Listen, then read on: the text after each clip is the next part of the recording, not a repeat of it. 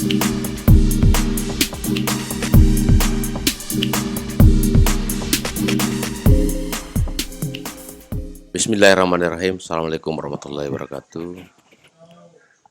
Saudara-saudara sekalian, untuk kali ini, perjumpaan kita kali ini, saya akan menjelaskan kepada kita semua tentang bagaimana sistem ekonomi dalam perspektif Pancasila.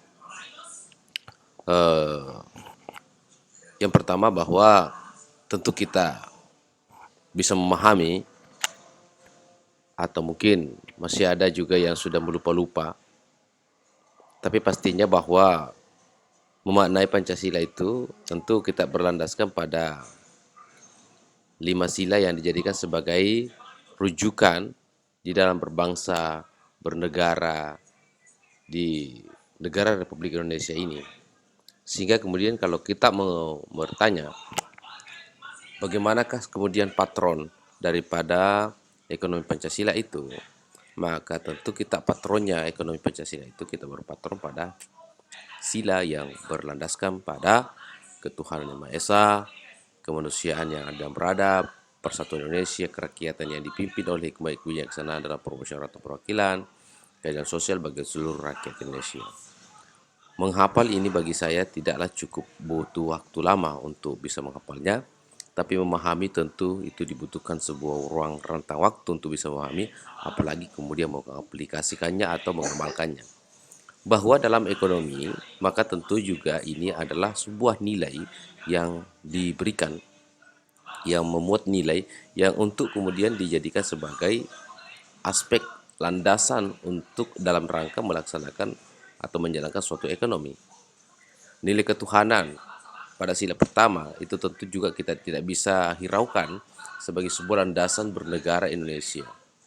Sila kedua tentu terkait dengan kemanusiaan, ada 3 hal aspek di situ: kemanusiaan, kemudian adil, dan keberadaban.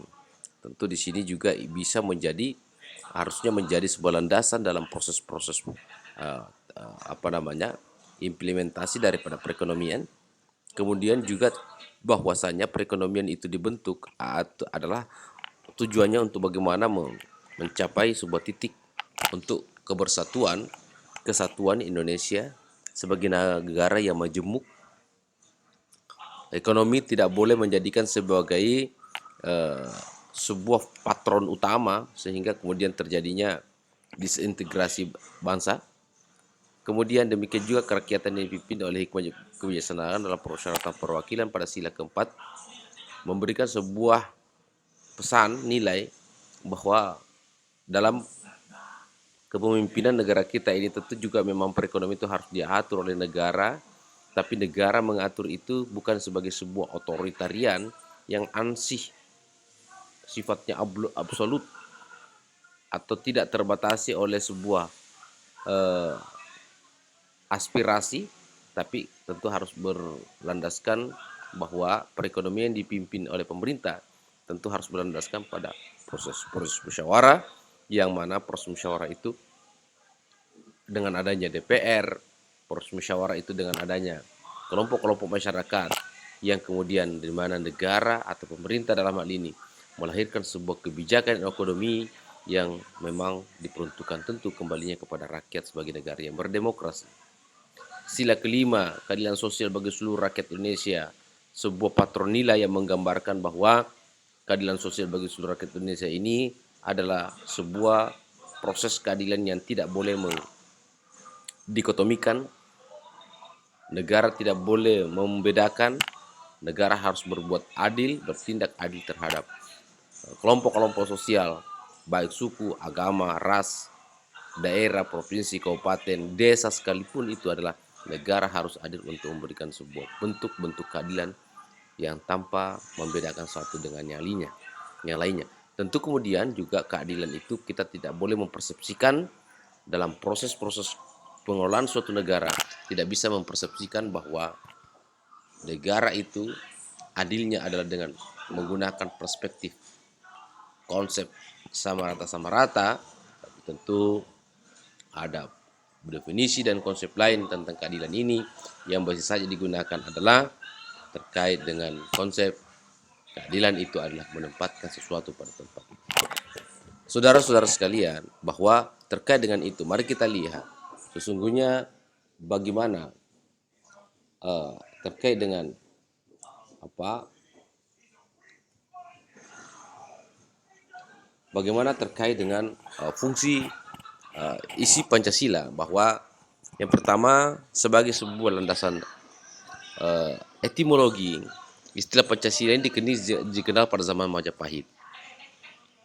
Pada abad yang terdapat memang dalam buku Kartanegara pada abad 14, memang maknanya bahwa Pancasila itu bermakna panca dan silai, berbatu sendi. Jadi batu sendi yang 5. Jadi Pancasila itu kalau kita mengatakan apa sebenarnya dasar negara Indonesia, dasar negara Pancasila, dasar negara Indonesia itu sebenarnya bukan satu. Dasar negara Pancasila itu bukan satu, Pak, 5. Ya. Jadi Pancasila itu tidak satu, Pancasila itu 5. Ya, itu tentu harus saya berikan sebuah gambaran. Nah, mari kita lihat bahwa apa sih sebenarnya fungsinya Pancasila di dalam proses-proses bernegara kita. Memang adalah Pancasila pada prinsipnya adalah sebagai dasar negara. Filosofi Grundslag gitu. Digunakan sebagai dasar mengatur pemerintah atau penyelenggaraan negara. Jadi Pancasila ini dengan 5 sila yang ada itu merupakan sebuah kitab. Gitu.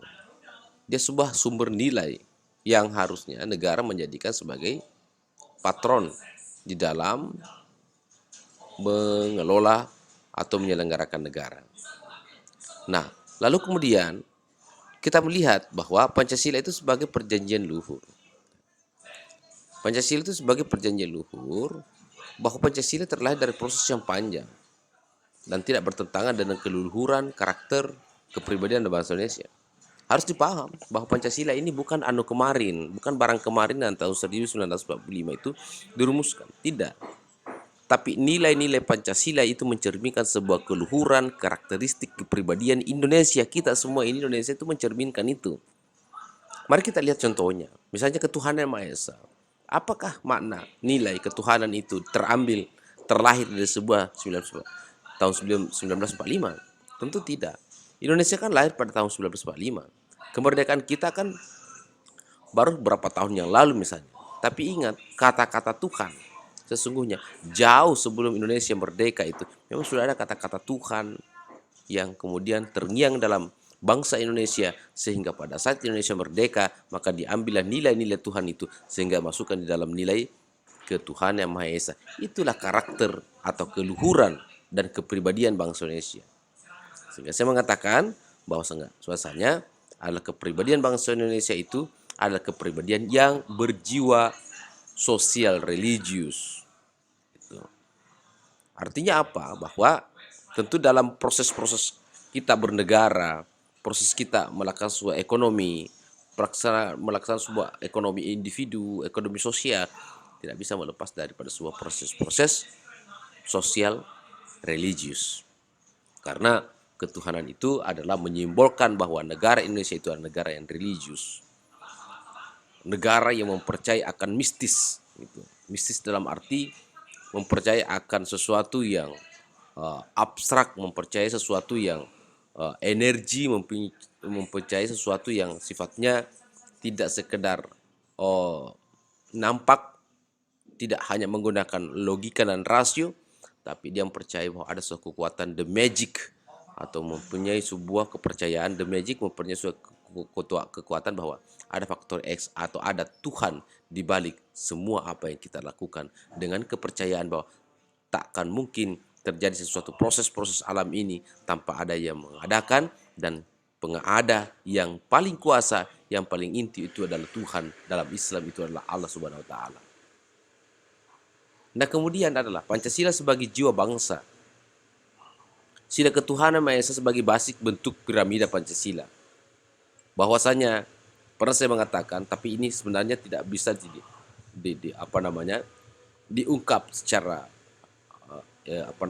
umum, akan tetapi ini hanya sebagai sebuah perspektif saya bahwa sesungguhnya ketika Pancasila itu 5 sila itu diperas, maka saya mengatakan bahwa Pancasila itu dari 5 sila itu melahirkan 1 sila. Kalau dikatakan bahwa ada yang ketuhanan yang Maha Esa itu adalah sila yang tunggal, dia akan menjadi eka sila. Artinya apa? Bahwa sila kedua tentang kemanusiaan yang ada yang beradab sesungguhnya telah diajarkan dalam sila ketuhanan yang Maha Esa. Mari kita lihat uji ketuhanan, kemanusiaan. Tidak ada Tuhan, tidak ada agama di Indonesia yang diakui tidak mempercayai dan tidak mengajarkan tentang kemanusiaan.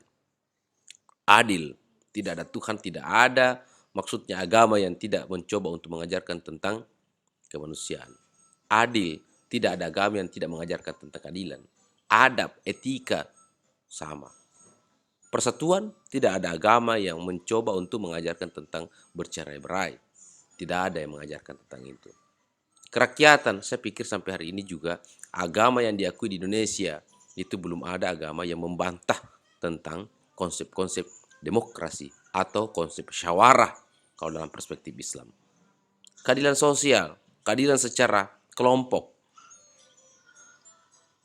keadilan secara agama, keadilan secara sosial, keadilan secara geografi. Agama di Indonesia saya kira tidak ada yang mencoba untuk tidak ada, saya pikir yang mengatakan bahwa itu adalah sistem yang keliru gitu. Artinya ada sebuah proses yang berjalan seiring dengan proses Pancasila dengan agama. Nah, terus kemudian Pancasila sebagai moral pembangunan memuat unsur moral, etika, dan nilai setiap pembangunan negara, maka selalu berdasarkan pada Pancasila. Artinya apa? Bahwa pembangunan kita, moral pembangunan kita itu harus berlandaskan pada sebuah moral, etika, dan nilai. Nilai apakah yang dimaksudkan itu? Tentu adalah nilai yang berdasarkan pada sebuah nilai Pancasila. Apa sih nilai yang terkandung dalam Pancasila? Maka yang pertama, pada sila pertama memuat nilai ketuhanan, substansi nilai kedua memuat nilai kemanusiaan, substansi nilai ketiga adalah memuat nilai persatuan, substansi nilai keempat adalah memuat nilai tentang musyawarah, kerakyatan yang berdasarkan pada sebuah musyawarah. Nilai kelima itu berdasarkan pada sebuah keadilan sosial. Ada 2 kata keadilan di dalam Pancasila kita. Sila kedua mengajar tentang keadil. Kemudian menyebutkan di sila kelima kata adil. Maka saya menafsirkan bahwa adil di kata pertama itu menunjukkan bahwa negara harus adil antara satu individu dengan individu lain atau kalian individu. Sedangkan adil, kata keadilan itu di pasal kelima itu menunjukkan bahwa negara itu harus memberikan cerminan keadilan sosial bagi seluruh rakyat Indonesia. Olehnya itu pembangunan kita harus berlandaskan pada sebuah etika, keadilan, mempersatukan Indonesia. Jangan kita membangunkan dasar hilang dari nilai agama, pembangunan fisik maupun pembangunan manusia. Kita jangan melakukan sebuah pembangunan tanpa dengan cara yang keluar daripada roh atau substansi daripada nilai-nilai Pancasila yang diajarkan. Pancasila sebagai pandangan hidup bersatu dan bangsa Indonesia dalam pengertian ini Pancasila disebut sebagai way of life. Yang bisa mempersatukan bangsa Indonesia itu adalah Pancasila. Yang dapat mempersatukan kita semua itu adalah Pancasila. Ketuhanan yang Maha Esa itu tidak mencoba untuk mencerai agama-agama lain. Artinya kita duduk sama rata untuk sama-sama menjalankan dan saling mentoleransi antara satu keyakinan dengan keyakinan yang lain. Agama satu tidak boleh kemudian menghalangi agama yang lain tidak boleh menghalangi satu. Nah, karena kepercayaan itu adalah sebuah hak dasar pribadi manusia untuk menjalankan suatu ibadahnya, dan untuk itu negara hadir untuk kemudian bagaimana mengubah negara hadir, bagaimana mencoba untuk hadir di dalam menjaga warga negara untuk melaksanakan ibadah sesuai dengan kepercayaannya masing-masing. Itulah tugas negara. Nah, kemudian adalah bahwasanya saya mengatakan, sering saya katakan bahwasanya Pancasila sebagai pandangan hidup atau way of life. Pancasila sebagai pandangan hidup. Bahwasanya dengan menjalankan semua aspek-aspek nilai yang di dalam Pancasila itu, baik dalam profesi apapun, dosen, atau mungkin misalnya katakanlah jaksa, hakim, pengacara, pemerintah, dan lain sebagainya di dalam menjalankan nilai-nilai Pancasila adalah merupakan sebuah dasar untuk kemudian dapat mencapai cita-cita hidup kita bersama adalah kesejahteraan, keadilan, dan kemakmuran. Jadi merupakan sebuah pandangan hidup. Dia merupakan sebuah cita-cita yang luhur yang kita dapat. Bahkan saya ingin mengatakan bahwa dengan menjalankan nilai-nilai Pancasila, yang 5 Pancasila itu, kita berketuhanan, transendental, proses transendental vertikal yang dengan Tuhan dengan kita. Proses hablum minan nas dengan kemanusiaan yang adil beradab. Persatuan Indonesia dengan menjaga keutuhan bangsa dengan tetap berlandaskan pada kulil amri minkum, taat kepada pemerintah yang bertakwa. Kemudian proses demokrasi kita jalankan tanpa harus gasak gesek kiri kanan, santun dalam bersosial. Tetap juga kita menghargai kelompok-kelompok agama etnis dalam yang mana di dalam terkandung di dalam sila kelima. Saya berkatakan bahwa kalau itu semua dijalankan dengan cara baik yang berlandaskan pada sebuah inamal amal biniat, berlandaskan pada sebuah nawaitu yang baik, maka tentu saya ingin mengatakan bahwa itu merupakan sebuah tindakan ibadah yang sesungguhnya menjadi tujuan akhir manusia itu adalah sebuah ibadah. Sebagaimana dikatakan dalam dalil bahwa wa ma khalaqtul jinna wal insa illa liya'budun. Tidak kuciptakan jin dan manusia kecuali hanya untuk beribadah kepadaku. Tindakan-tindakan mengamalkan Pancasila itu merupakan tindakan-tindakan yang sifatnya bagi saya adalah ibadah.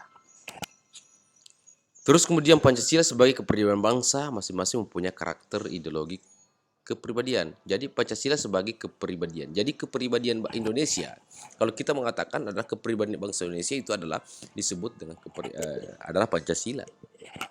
Dan tentu negara lain juga memiliki karakter berbeda. Katakanlah negara Cina yang memiliki karakter negara komunis. Negara lain juga memiliki sebuah karakter misalnya religius. Katakanlah misalnya di Arab dengan tetap menggunakan sebagai negara dengan ideologi teokrasi. Kalau kita di Indonesia adalah teodemokrasi. Jadi proses-proses demokrasi, kita menghargai beberapa agama, kemudian melahirkan sebuah nilai ketuhanan yang Maha Esa itu menandakan sebuah negara yang berkeyakinan, tapi keyakinan tidak ansih pada suatu keyakinan, tapi berkeyakinan berdasarkan melaksanakan keyakinan berdasarkan menjalankan agama berdasarkan keyakinan masing-masing dengan berbagai agama. Artinya apa? Di karakter kita itu adalah karakter yang memiliki sebuah karakter yang berbeda-beda antara satu negara dengan negara lain. Indonesia seperti apa? Maka kemudian itu dikatakan oleh von Savigny mengatakan bahwa teori Volksgeist atau konsep tentang Volksgeist, jiwa bangsa. Jadi kalau kita bertanya, apa sih sebenarnya jiwa bangsa Indonesia? Kalau saya mengatakan jiwa bangsa Indonesia itu adalah Pancasila. 5 sila yang mencerminkan karakter isi. Negara yang hebat, ada negara yang mencerminkan Volksgeist, jiwa bangsa. Pancasila sebagai perjuangan Indonesia itu tadi saya katakan bahwa masing-masing negara itu mempunyai karakter berbeda-beda. Pancasila sebagai cita-cita dan tujuan bangsa Indonesia. Bahwasanya cita-cita kita itu berlandaskan pada sebuah cita-cita yang berketuhanan, kemanusiaan, persatuan, kerakyatan, keadilan. Dalam proses-proses transaksi ekonomi tentu kita harus melibatkan, menghadirkan sebuah nilai ketuhanan, nilai kemanusiaan, persatuan, kerakyatan, keadilan sosial di dalam kehidupan dalam proses ekonomi kita, pembangunan kita. Karena bagi saya bahwa itulah cerminan karakter bangsa Indonesia yang membedakan dengan ideologi-ideologi lain. Pancasila sebagai sumber dari segala sumber hukum, artinya bahwa abstraksi yang dikandung dalam nilai Pancasila tentu idealnya itu adalah sebuah nilai yang harus dijadikan sebagai dasar dalam mengatur negara kita. Dasar dalam mengatur negara kita. Artinya apa? Kalau kita balik keadaan narasinya bahwasanya negara dalam melahirkan sebuah regulasi maka tidak boleh bertentangan dengan nilai ketuhanan. Menciptakan aturan tidak boleh bertentangan dengan kemanusiaan. menciptakan sebuah membentuk aturan tidak boleh bertentangan dengan persatuan, demikian sebaliknya, demikian seterusnya adalah tidak boleh bertentangan dengan musyawarah, kemudian musyawarah atau kerakyatan harus melihat aspek-aspek keinginan rakyat dan tidak boleh melakukan sebuah pengembangan ekonomi dengan tidak melihat sebagai keadilan sosial, aspek keadilan sosial. Nah, itulah kemudian yang perlu dilakukan oleh suatu negara di dalam menata. Nah, tugas kita adalah sebagai kalangan yang berpikir, kalangan yang bijak, tentu hal ini diharapkan untuk dapat masuk di dalam untuk dapat masuk sistem pemikiran tersebut dapat masuk di dalam negara Indonesia kita ini.